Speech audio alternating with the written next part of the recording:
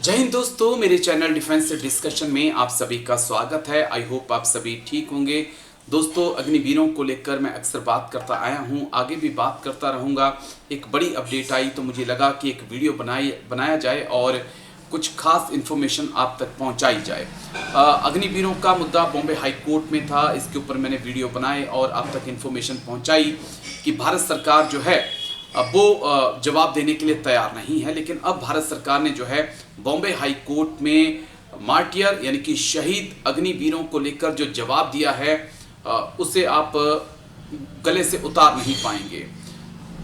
सरकार की तरफ से जो कहा गया है वो मैं आपको बता दूं। सरकार ने कहा है कि बॉम्बे हाई कोर्ट में जो सरकार की तरफ से जवाब दिया गया है, मरणोपरांत पेंशन लाभ अग्निवीर के परिवारों को नहीं दिए जा सकते। ये सरकार की तरफ से जवाब दिया गया है। TV9 की ये रिपोर्ट है, इसको एक बार देख लीजिए। अग्निवीर को शहीद सैनिकों की तरह लाभ नहीं दिए जा सकते। मुरली नाइक, शहीद मुरली नाइक की मां की याचिका पर केंद्र सरकार का हाई कोर्ट में ये जवाब दिल को दुखाने वाला है। कुछ यही रिपोर्ट जागरण ने भी छापी है। जागरण लिखता है कि अग्निवीरों को नियमित सैनिकों के समान पेंशन नहीं, केंद्र सरकार का बॉम्बे हाई कोर्ट में हल्फनामा। देखिए, शहीद दो प्रकार के नहीं हो सकते हैं और आपने दो प्रकार के जवान बनाए, लेकिन दो प्रकार के शहीद कैसे सरकार कर सकती है। और ये पूरा मामला बॉम्बे हाई कोर्ट में शहीद मुरली नाइक की मां, वही मुरली नाइक जो पुंछ में पाकिस्तानियों का सामना करते हुए शहीद हो गए थे, उनकी माताजी बॉम्बे हाई कोर्ट पहुंची थी और हाई कोर्ट ने जवाब मांगा था। तो सरकार ने कहा कि नियमित सैनिकों जैसा लाभ जो है अग्निवीरों के परिवारों को नहीं दिया जा सकता।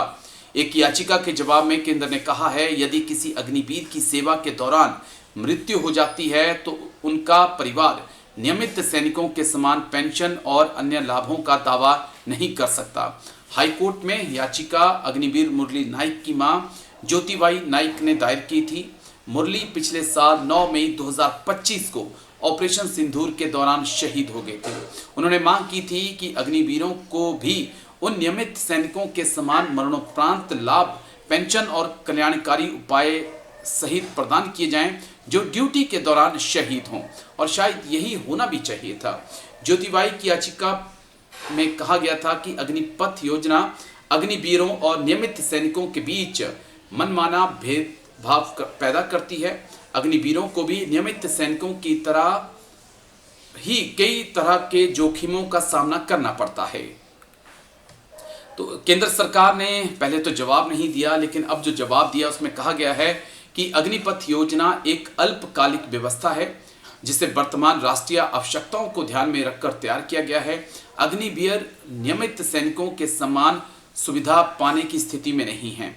उन्हें एक निश्चित 4 साल की अवधि के लिए नियुक्त किया जाता है, जबकि सशस्त्र बलों में पेंशन लाभ और अन्य भत्ते लंबी अवधि की सेवा से जुड़े हुए हैं, यानी कि ये लाभ अग्निवीरों को नहीं मिल सकते हैं। लेकिन इसमें यह भी सवाल है कि जो इससे पहले जो भर्तियां होती थी, अगर कोई जवान भर्ती होता था 3-4 साल के अंदर अगर वो शहीद हो जाता था, उसके परिवार को सारे लाभ मिलते थे। जवाब में यह भी कहा गया कि दो अलग अलग स्थितियों वाले वर्गों के लोगों के बीच समानता नहीं हो सकती। ये वर्गीकरण और भेदभाव अग्निपथ योजना के उद्देश्यों के साथ तार्किक संबंध रखता है, इसलिए यह संविधान के अनुच्छेद समानता के अधिकार के तहत संवैधानिक रूप से वैध है। इसमें आगे कहा गया कि योजना की सेवा शर्तों को स्वीकार करने के बाद शहीद अग्निवीर की मां अब ये मांग नहीं कर सकती कि नियमित सैनिकों को मिलने वाली सेवा लाभ अग्निवीर श्रेणी पर भी पूरी तरह से लागू किए जाएं। केंद्र ने कहा कि अग्निवीरों और नियमित सैनिकों के बीच किया गया वर्गीकरण कुछ स्पष्ट आधारों पर आधारित है, जिनमें सेवा की अवधि, नियुक्ति की प्रकृति और भर्ती की कई शर्तें शामिल होती हैं।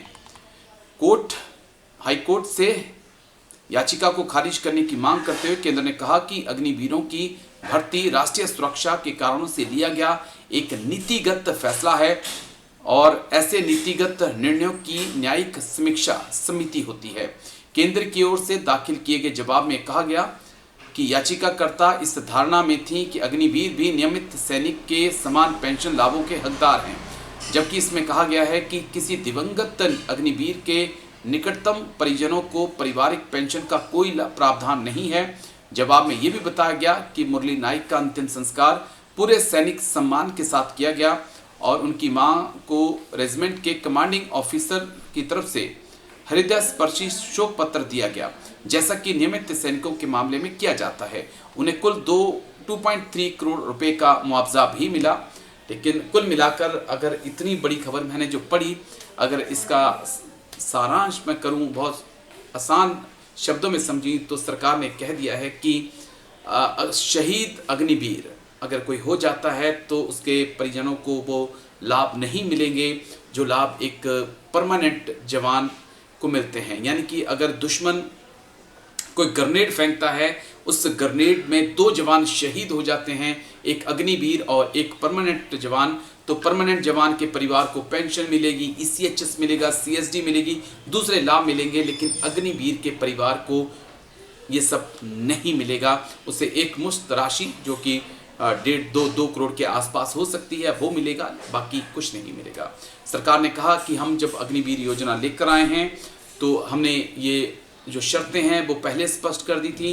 इन शर्तों को पढ़ने के बाद जो है युवा अग्निवीर बना है, और तो अगर इसमें कुछ चेंज लाने होंगे तो कोई कमेटी सरकार की बैठेगी, सेना की बैठेगी, बाद में उसके ऊपर कोई फैसला लिया जा सकता है।